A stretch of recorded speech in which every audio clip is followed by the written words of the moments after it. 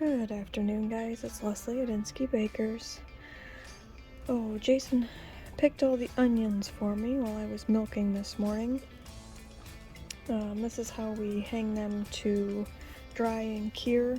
It's just a couple cattle panels, or pieces of cattle panels, stuck together, and then we just hang them upside down, and they go up and hang in the garage.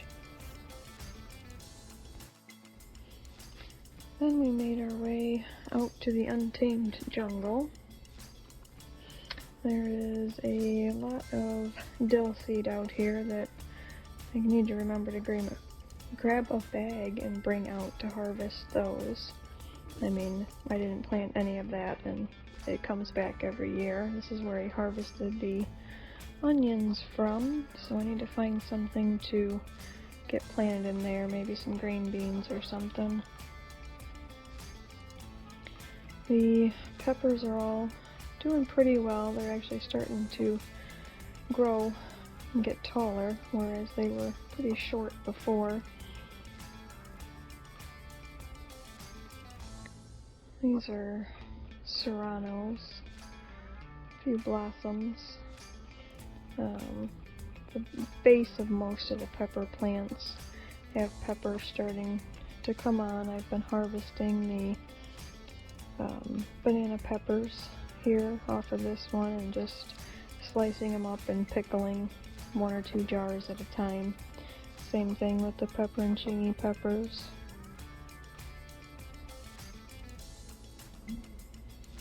About probably once a week I'm getting 4 or 5 banana peppers off of it and 1 or 2 jars of pickled pepperoncini peppers.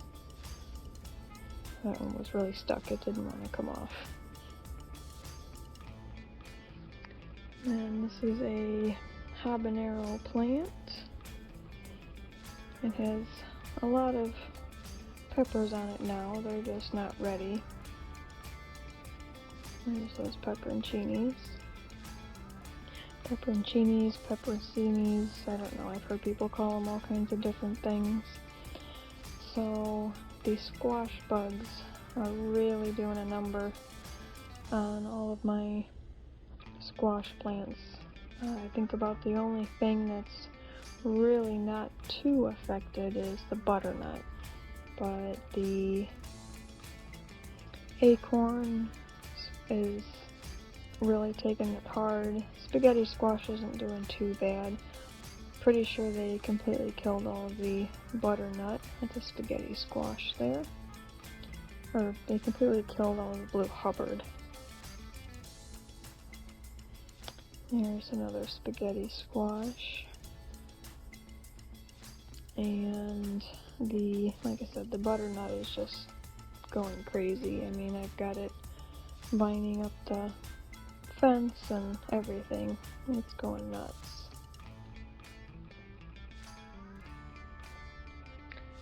There's a few acorn squash in there. That one's not quite ripe enough, but there you can see all the eggs all over the place, and it doesn't seem to matter what I do. They're just completely taking over. I'm gonna have to get all this stuff pulled out of there. They're gonna have it all dead within a week or two.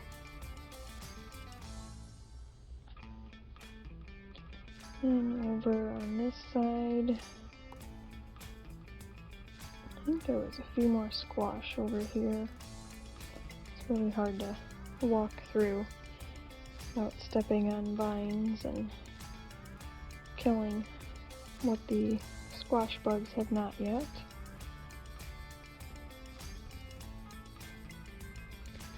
These two are Tabasco peppers, and they're starting to pop up with a bunch of little Tabascos.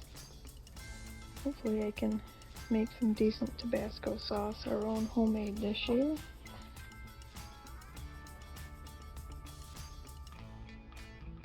I think that's one of the Anaheims, and then the whole row next to it is Anaheims.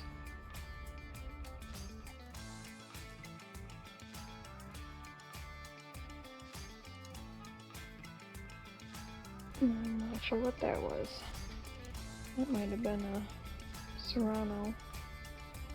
That was just a poblano, and then these are all jalapenos. They all need to get some cages on them. Sometimes my peppers will be fine, like this green pepper here, and sometimes they're terrible and lay out flat.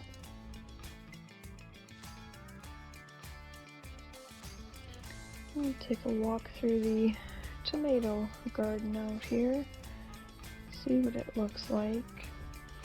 I've had one or two decent harvests so far this year. I think I just cored them, stuck them in the freezer. Some of them we've eaten fresh, some of the bigger slicer tomatoes, or we've used them to cook dinner. Here is some tomato worm, hornworm damage. And there you can see where they've eaten that little tomato. So we need to look for that guy. See what other kind of damage they have done.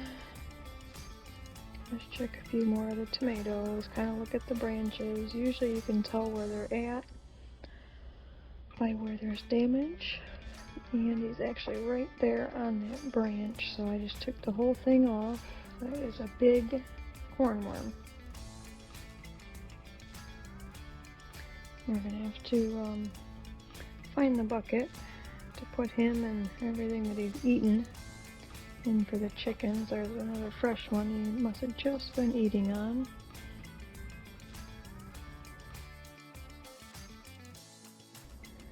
That must have been where he was just shortly before we found him.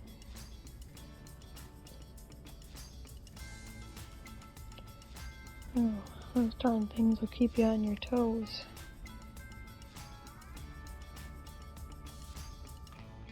And there was some of the poop. That's one of the things that I usually see and look for. So I went and got the bucket and got that started. Anything else that we find, we'll just drop in there for the chickens. There's some more hornworm poop in there.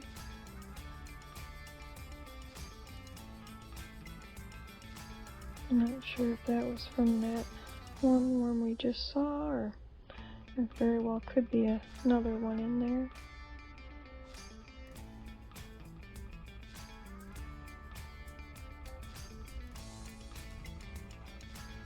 Just checking out some of the tomatoes. Those big white spots there are essentially sunburn because there's no leaves over the top of them because they've fallen over. So those will probably end up going to either the chickens or the pigs.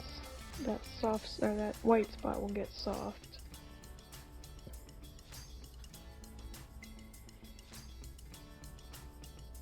And there's still some more stuff to harvest, even though I've just recently in the last few days harvested. Looks like a little more hornworm damage.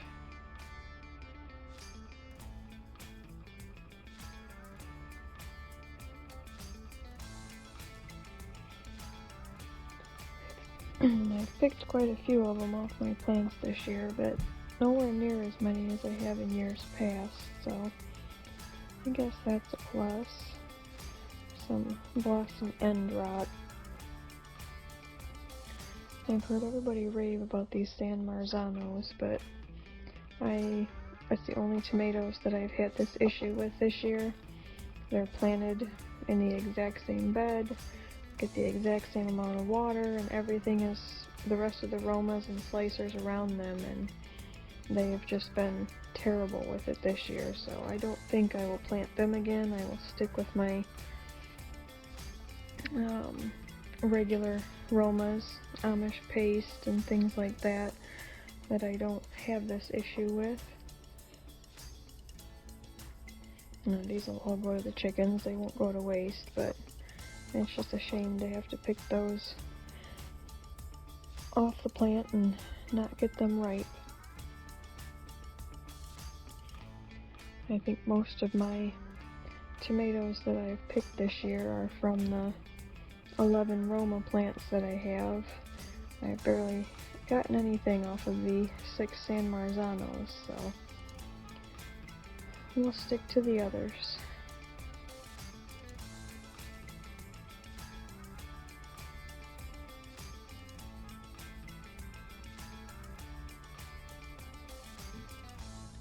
It looks like the bigger tomatoes and the new, fresh, really small tomatoes look like they're doing okay. They don't have the blossom end rot. It's just kind of the in-between medium-sized.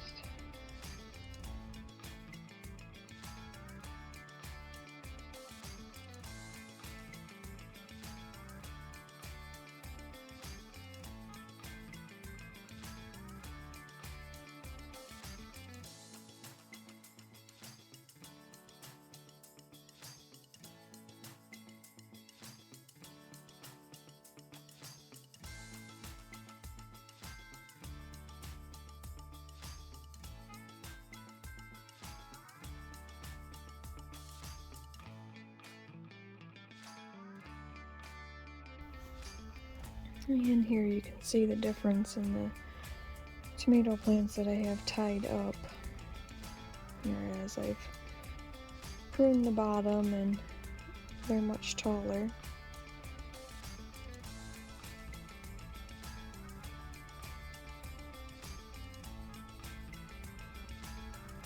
And there's a few of those little red San Marzanos.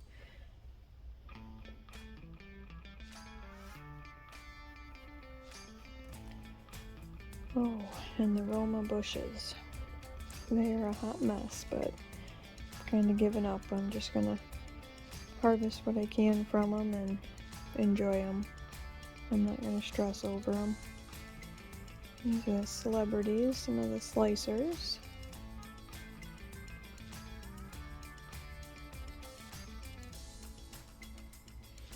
I think I've done pretty good keeping up on the slicers, keeping them tied up on the T-post. Every now and then they break a string and kind of topple over, but they're doing pretty good.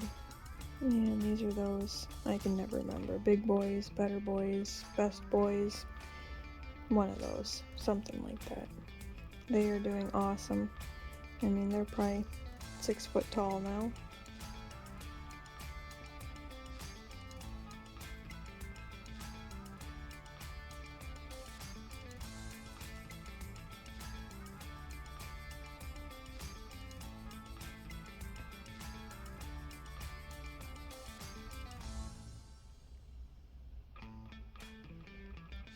These elderberries seem to be doing pretty well. Even though this plant doesn't look great, it's still producing some flowers and berries.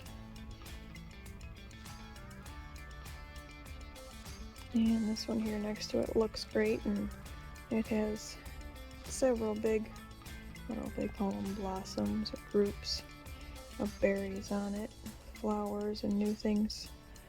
New berries starting.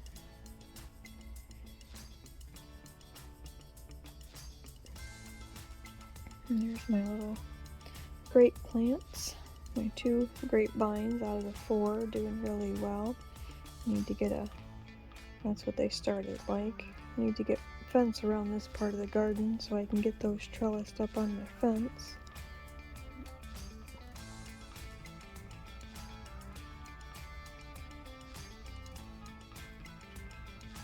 I think I was just checking for a hornworm over here.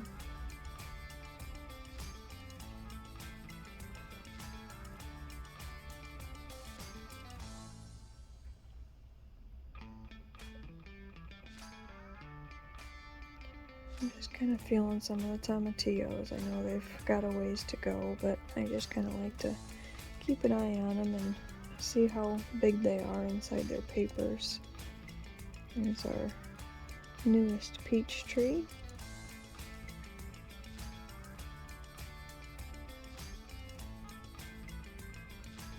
I'm just trying to show you the tag. This is a Contender semi-dwarf. This is the older one that I've had for just a little bit longer. And it's a Red Haven peach. I believe it was a semi-dwarf as well. These zucchini and squash are kind of like the other squash by the pepper bed. Just the squash bugs taking over. A couple of little zucchinis in there.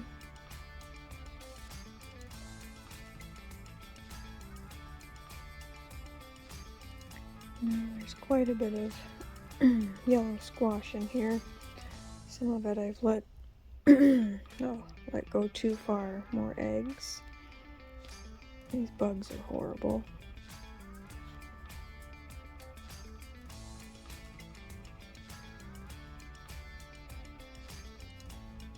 And a little yellow squash. I had some of these were starting to kind of rot and get squishy.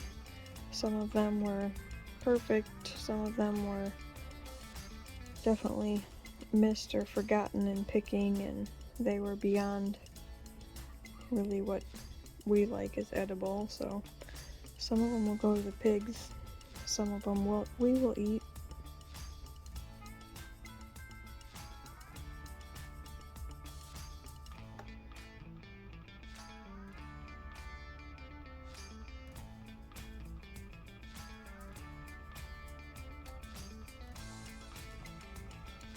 Usually I bring out my little nippers and just cut the stems, but I didn't have those with me, and I had the camera in the other hand, so it was just as easy to try to just twist and snap them off. Those three were super dark, so they're gonna have a really tough skin and will go to the pigs.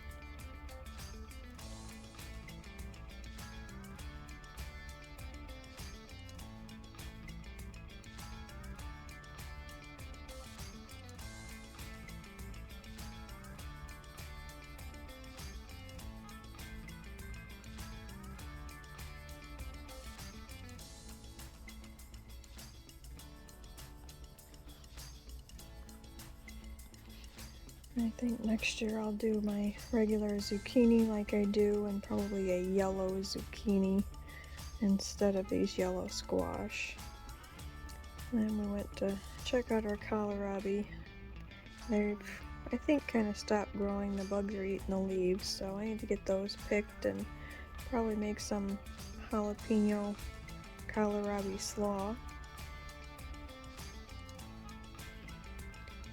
And our kale, it's there, but I think it kind of got too hot for it, and these little worms and bugs are just annihilating these cabbage. So I need to get all of those picked. The red cabbage is not as bad as the green cabbage. We might just wait and see. That was our one lonely celery that survived.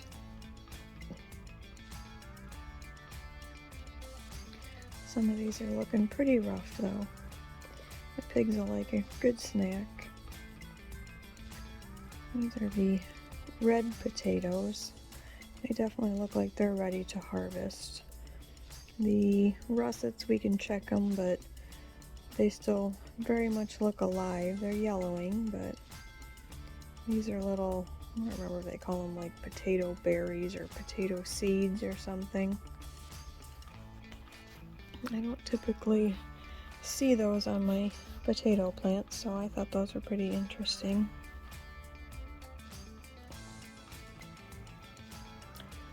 So here I was just getting ready to start harvesting the red potatoes.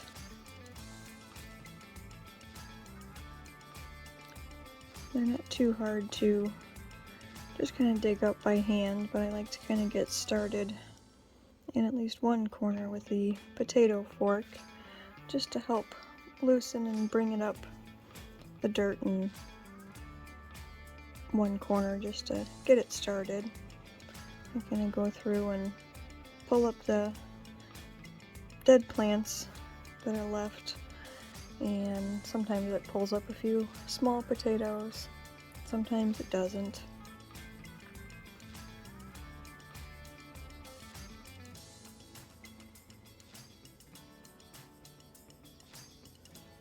And I decided I should probably get the straw out of the way, get that off to the side, that way I don't kind of till it down into all the dirt.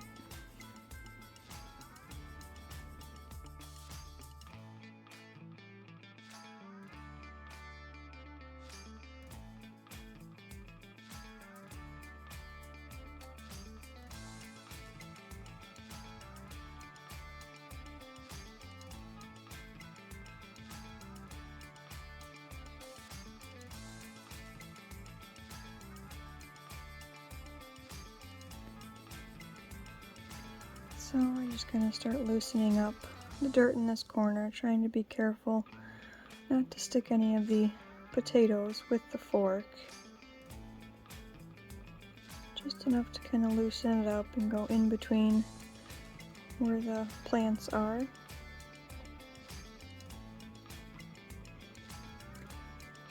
Some of these are pretty small, some of them are a decent size for a red potato.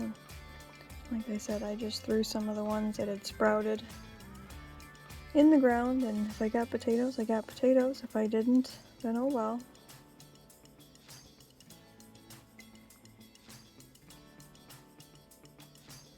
This is one of my favorite things to do, is dig through the dirt and find potatoes.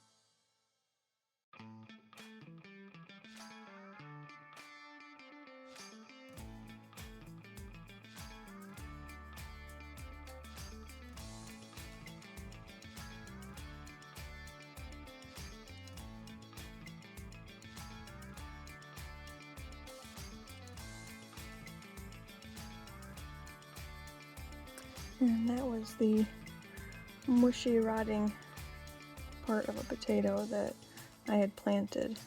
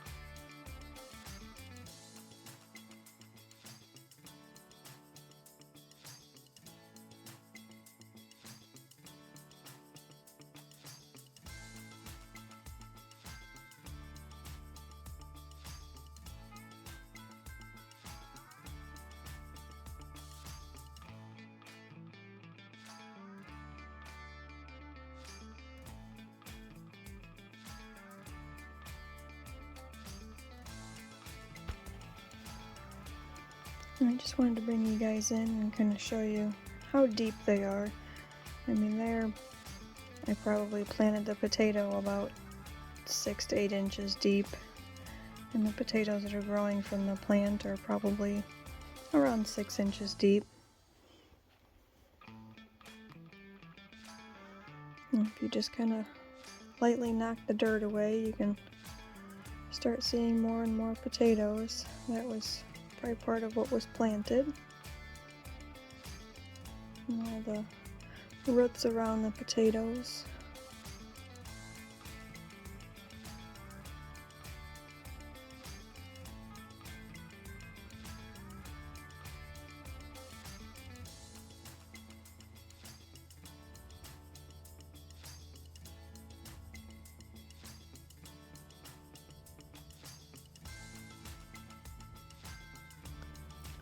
So, potatoes are easy. Here I was checking the russets, and some of them, luckily I had straw on them because they were just sticking out of the dirt a little bit, and if that got sunlight, those would turn green and not be any good. And this is what I ended up with from the red potato bed and checking a couple of the russet plants. Not a whole lot, but more than what I started with, so I'll take it. The rest of the russets were not ready, so we'll harvest those another day. And that's it, guys. Have a good day. See you on the next one.